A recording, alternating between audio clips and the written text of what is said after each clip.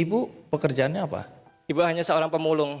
Jadi kalau untuk profesi ibu itu, jadi beliau itu dari jam 1 pagi sampai jam 7 pagi itu beliau harus mencari sampah yang bisa dikelola ibu. Seperti itu. Kemudian di jam selanjutnya ibu istirahat dan kemudian ibu balik ke rumah. Jadi gini teman-teman, karena kan kita kan dari keluarga yang sangat sederhana. Kita itu dulu pada saat bisa dengan bapak, kemudian kita untuk memutuskan untuk ngekos gitu, Mas Andi. Jadi ngekos dan ibu kan berprofesi cuma sebagai tukang rosok, dan ternyata rosok itu dikumpulkan di kos ibu dan itu ternyata mengganggu. Kemudian kita diusir.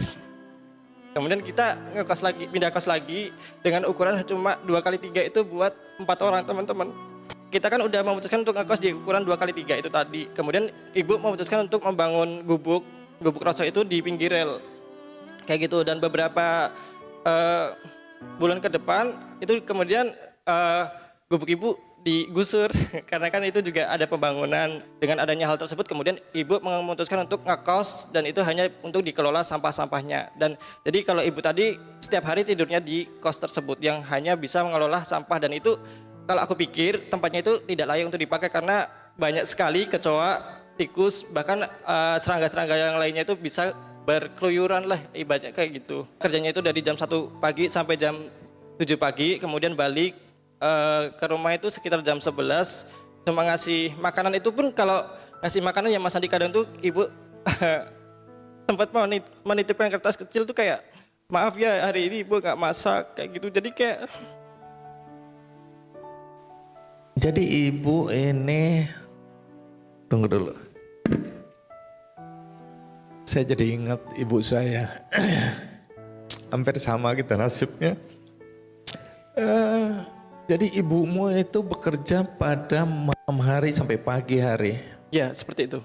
Sesulit apa masa-masa di mana kamu tumbuh dan berkembang sementara tanpa ibu, karena ibu harus mencari nafkah sebagai pemulung? Ya, jadi mungkin kalau teman-teman tahu juga, kan kita kan juga dari keluarga yang mungkin sederhana gitu kan. Kadang kita juga harus makan hasil mulungnya ibu itu. Jadi kayak mungkin ada makanan sisa terus dibawa ibu.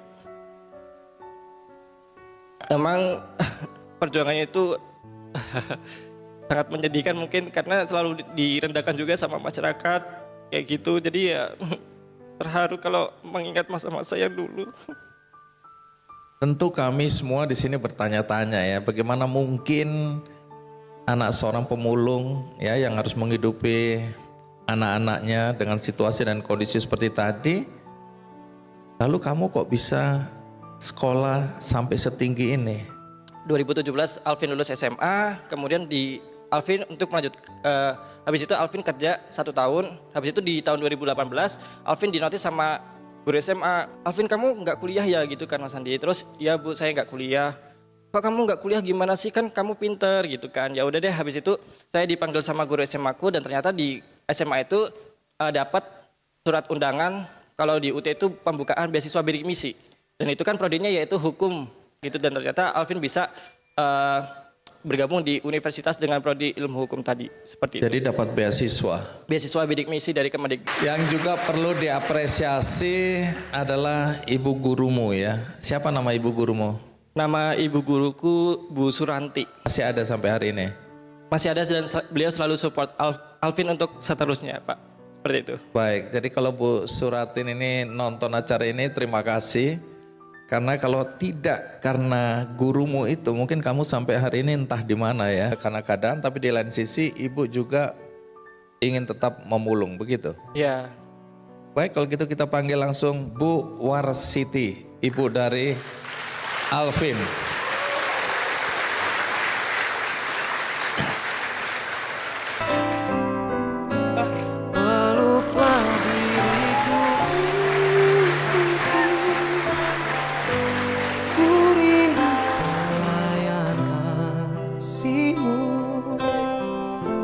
Doakanlah selalu diriku untuk jalani hidup ini. Tuhan tolong jaga ibuku. Iya, Bu Warsiti, terima kasih ya sudah mau hadir ya. Masih mau kangen-kangenan? Iya Kami kan? tunggu 7 hari 7 malam nggak ada masalah. Aduh, saya juga nangis jadinya Bu, suaranya serak. Bu Warsiti ya, Iya, masih memulung Bu. masih. Kenapa? Ya saya kalau nggak nyari rosok, nggak pemulung itu nggak makan Pak. Ntar kalau dapat kita kumpulin kan buat beli beras. Menghidupin anak-anak dan keluargaku. Waktu Alvin sekolah buat saku sekolah Pak, biar anak saya sekolah. Semua anak-anak yang masih duet itu biar sekolah Pak, biar punya pendidikan. Jadi kita nyari rosok itu saya kumpulin, ntar kalau jual ya buat saku sekolah anak, buat belanja, buat beli beras itu Pak. Jadi Ibu memang tahu ya situasi dan kondisi sehingga Ibu berjuang untuk supaya anak-anak bisa sekolah dengan baik walaupun Ibu harus memulung. Iya, Kerja dari malam sampai pagi. iya sampai sore jam 4. Oh, sampai sore lagi. Iya, Buat ngelola sampah itu, Pak. milah-milah mengolah gitu loh Pak. Oh, setelah di Iya. rumah masih kerja lagi untuk memilah-milah. Iya. Ini Bisa. mulung apa nih Bu? Ya botol, ya plastik, kardus gitu Pak. Terus dijual ke ada yang menampung lah. Iya, pengepulnya. Rata-rata bisa mengumpulkan berapa Bu? Dalam sehari atau seminggu? Ke seminggu itu nggak pasti Pak, soalnya harga ya naik ya turun, kadang ya laku 500, ya 600. Nggak mesti, kadang 400. Tapi kalau buat kebutuhan ya kurang lah Pak.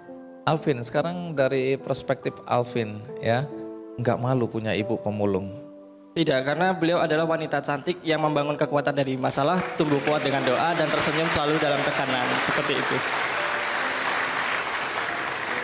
Tapi apakah kamu dalam keseharian atau dalam kegiatan-kegiatanmu menyembunyikan siapa ibumu dan profesinya apa? Tidak pernah. Saya sangat bangga mempunyai Ibu Warsiti sebagai Ibu Alvin.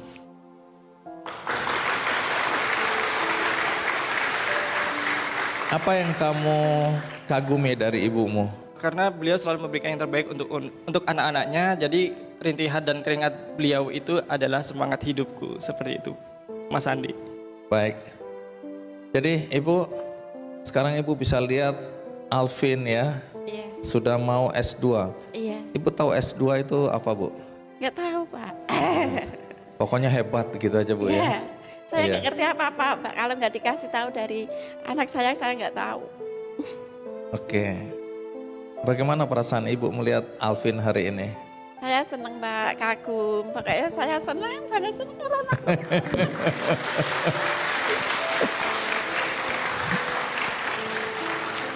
Baik. Apa doa ibu untuk Alvin? Biar itu dia lancar belajarnya, biar sukses cita-citanya apa yang ditercapai. Aku senang, aku bangga punya Alvin, bisa membawa nama baik orang tua sama keluarganya Pak. Ibu umur berapa sekarang?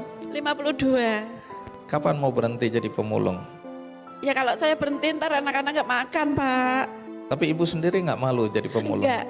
Yang penting saya jujur, nyari rezeki yang halal, nggak mengganggu semua keluarga tetangga apapun Pak. Yang penting jujur Pak saya. Alvin, saya dengarkan kamu sekarang banyak kegiatan ya, jadi juri, jadi pembicara, kemudian ikut berbagai kompetisi, aktif dalam kegiatan sosial ya. Ya, Nah, di luar sana Alvin, masih banyak anak muda, anak Indonesia yang mungkin latar belakangnya seperti kamu ya, dari keluarga yang relatif kurang mampu, kemudian berjuang untuk bisa mendapatkan pendidikan yang layak, tapi bisa juga mereka tidak punya keberanian dan tidak punya mimpi yang tinggi Ya. untuk bisa seperti kamu hari ini. Adakah sesuatu yang bisa kamu sampaikan untuk memberikan dorongan semangat bagi anak-anak Indonesia dimanapun berada yang saat ini tidak berani bermimpi besar karena kondisi dan situasi ekonomi di keluarganya? dari Alvin, jangan pernah bunuh mimpimu hanya karena faktor ekonomi. Ingat, siapapun bisa jadi apapun. Jadilah versi terbaikmu setiap hari, karena badan boleh lelah, mata boleh basah, tapi hati tidak boleh menyerah. Kamu tidak perlu hebat terlebih dahulu untuk memulai, akan tetapi yang perlu kamu lakukan adalah memulai untuk menjadi hebat. Semakin tinggi mimpi yang kamu punya, semakin besar juga pencapaian yang akan kamu dapat. Dan tidak ada mimpi yang terlalu tinggi untuk dicapai, yang hanya ada niat terlalu rendah untuk melangkah. Seperti itu.